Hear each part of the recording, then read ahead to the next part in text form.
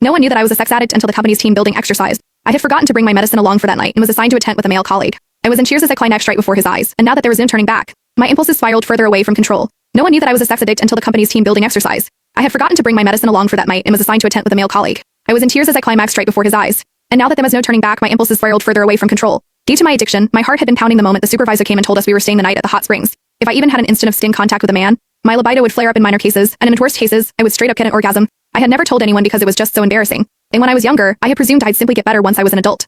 That was until I realized the symptoms were getting even more out of control, and there was that one time I almost moaned out loud in public. Fighting back the embarrassment that almost killed me, I went to the doctor and got some medicine. However, I had forgotten to bring my medicine as this team building exercise was organized out of the blue, and very far from my home. Even as I fought against the fear eating me inside, warning myself to restrain myself and stay well behind, our supervisor suddenly announced, "Sorry guys, all the rooms have been booked till we have tents. There aren't many, so we're just afraid to have to make do. Ruth, you're going to Dean's tent." And that was how we got to the situation right now, me, a sex addict with no meds within reach, following the burly man into the tent. I did my best to keep to a corner in the tent, biting my lip and closing my eyes, while telling myself to fall asleep as soon as I could before the last dosage lost effect. But that was when Dean came to me. "What's wrong?" he asked. I could feel his body warm from my back and my skin was already crawling. "Nothing. Please, just stay away from me." But even as the stimulation extended from my skin to the rest of my body, I knew the pain was coming. I checked my phone and only saw that it was midnight 6 hours since I had last taken my pills. It was losing effect soon. Soon my whole body was shuddering, while there was a warm stream gushing out between my legs. I kept my head buried between my legs and did my best not to look at Dean.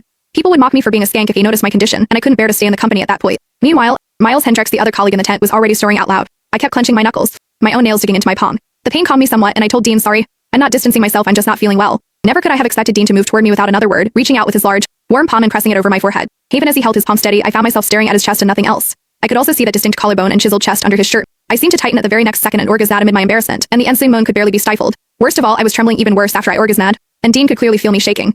"That's strange. Why are you so flushed? You don't even have a fever," he murmured, not giving up feeling my forehead and cheeks just then. I trembled even more and turned my face away, but it was the back of the tent right behind me. Having nowhere else to go, I clenched my jaw so I wouldn't moan again, even as I decided I couldn't stay in this sealed room when all I could saw was Dean. He wasn't a smoker, so his faint soapy and hormonal scent was especially recognizable. I could feel all the pores around my opening as the orgasm left me painfully sensitive to everything. In the heat of the moment, I pushed Dean away and sent him stumbling backward, while I scrambled to crawl out of my tent, not caring that my skirt was short, exposing my wet panties right in front of his eyes. He probably turned away to stop himself from staring, but he was no brat either. Seemingly struck with a thought, he followed me, even as I lost control over my body. The fire in my loins was ablaze, and I had never felt libido this violent. All I could think about was Dean's collarbone under his white shirt, his Adam's apple, his healthy-hued skin, and even his warm palm. At that point, I had barely made a few more steps before I dropped to my knees, my sex drive overwhelming me to the point I couldn't feel my knees painfully hitting the ground. Dean promptly chased me down, trying to keep me on my feet while asking, "What's wrong?" I somehow had this feeling that if anyone else had fallen sick and dropped on his knees, he wouldn't hesitate to help them. He was usually quiet back at the office, but also always very reliable. But the more helpful he was now, the more skin contact we would have, even as the stimulations in my body got worse. I could feel my own legs stiffening, the waves of thrill keeping me off my feet. I did my best to stay quiet, or I had no explanations if someone was woken up. I bit my teeth as I wrapped my arms firmly around his waist, leaning on him to stand.